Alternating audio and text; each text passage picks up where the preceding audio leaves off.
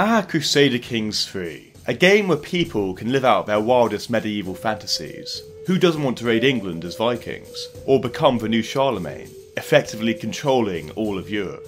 Have you ever thought to yourself though, what are the best starts within this game, considering there are so many characters to choose from?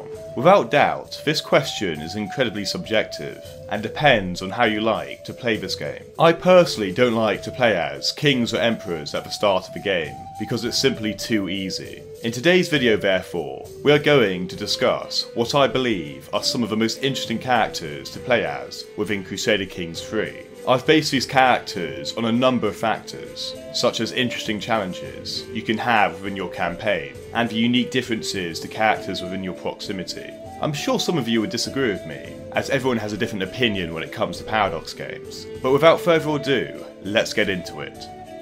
The first character I wish to talk about is the petty king, Dumnar II. He is situated in the southwest of England, and we can see the Cornish kingdom stand out. The British Isles has always been a fun campaign, but Cornwall in particular, with its unique culture and difficult starting position, makes this a bit more interesting than the rest of the nations surrounding it. The Cornish king himself is actually a fairly average ruler, and not much is particularly known about him, except he was the last recorded king of Cornwall, and his death is surrounded in mystery when he died 8 years after the CK3 start date in 875 AD. It was said that he drowned, which could have been an accident, but it was recorded in Ireland as a punishment for collaborating with the Vikings. There's also 2 richly carved pieces of a 9th century Celtic cross in Cornwall with an inscription commemorating this king. In terms of expansion within the game, you have quite a few options. You can either try and take control of South Wales, or look south and take the Lyon province, starting your European domination. Eventually, you may even be able to spread the Cornish culture, which has some interesting perks such as ancient miners, referring to Cornwall's vast wealth in mining resources such as tin and copper. The interesting history, combined with the exciting avenues of expansion, makes this character interesting to play as. The second character I want to talk about is Count Herbert IV of Vermandois, who is at the 1066 start date. Although not too much is known about Herbert himself, his dynasty has been dominating Europe for centuries, and it's known as the Carling dynasty. Most of you, I'm sure, will have heard of Charlemagne, who was once the most powerful man in the world. Even his sons controlled vast kingdoms such as France, Italy, and the Holy Roman Empire. Now in the game, at the start date of 1066, this is what remains of the Carling dynasty, which is one obscure province in the north of France that gives Herbert only around 400 troops. Can you, however, rebuild the Carling dynasty and perhaps get it back to its former glory? With multiple other counts around you, progress will certainly be slow, but eventually you could become King of France and then take both the Holy Roman Empire and Italy.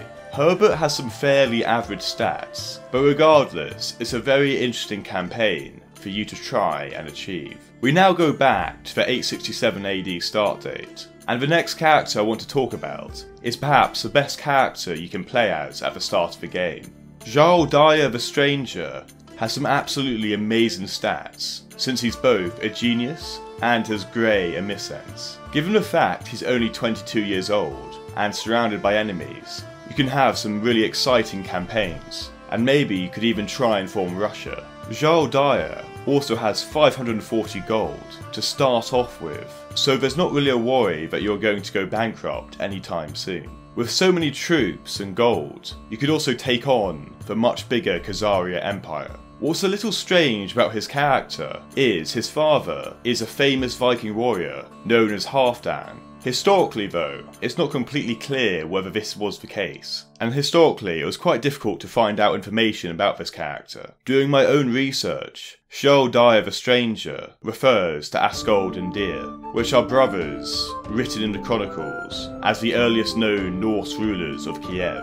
I don't think Askold has been added into the game, but both these brothers were eventually slain by Grand Prince Oleg the Seer. Although there's not a lot of historic references about them, it doesn't really matter, and in Crusader Kings 3, you can just imagine how interesting it would be to play as this character. The next interesting start you can have within Crusader Kings 3 begins in Africa's arid Sahel. We aren't going to particularly focus on any specific character for this one, since none stand out to me, but there's around 5 characters you can choose from. What we are more interested in is the Kushite religion in this region. The Kushite religion was very similar to the Egyptian religion, borrowing most of their gods. Amon, who was shown as a ram, was the primary god. The reason I believe this could be an interesting CK3 campaign is because you could establish yourself with this religion throughout Egypt, perhaps going around and taking holy sites, which could be an interesting campaign idea, becoming the ancient pharaoh. Let me know what you think in the comments though. The next singular character I want to talk about is a man known as Rodri the Great. He was born in 820 AD, after his father violently died in battle against the Mercians in 844 AD. Rodri was able to take the kingdom of Gwynedd for himself. With the king of Powys dying in 855 AD, Rodri was also able to claim this throne for himself. For him to keep control of the land around him, Rodri would have to constantly fend against his neighbouring enemies, such as the Mercians. In 872 AD, Rodri again was able to claim a huge amount of territory in southern Wales for himself, due to inheritance. Historically, Rodri would die, however, 11 years after the CK3 start date, when he was reportedly killed in battle. All the land, therefore, was divided among his sons. He, however, will be remembered as King of the Britons, and would be remembered for his many victories. Could you, however, make Rodri even more great, and claim the Kingdom of Wales for yourself? There's certainly some interesting expansion routes to pick from.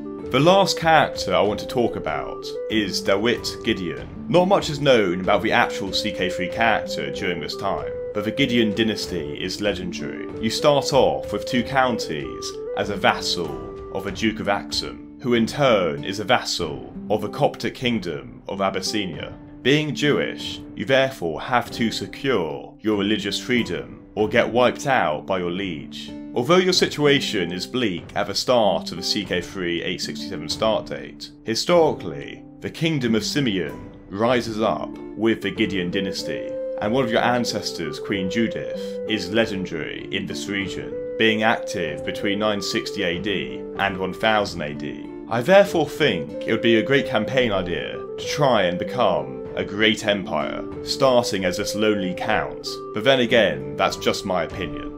So I believe all the characters I've spoken about are some of the most interesting in Crusader Kings 3 for a number of reasons. These suggestions are obviously going to be biased though, so please let me know what you think in the comments. If you think I've missed anyone that's definitely worth mentioning. Thank you guys for watching, I hope you enjoyed the video, and I'll see you soon. Goodbye for now. Shout out to our Patreons: J Erickson 321, Shadow Singer, Jado52, Kargon, Flyerton, Henriki, Redguard76, Xiaomi, and Charlie Demerel.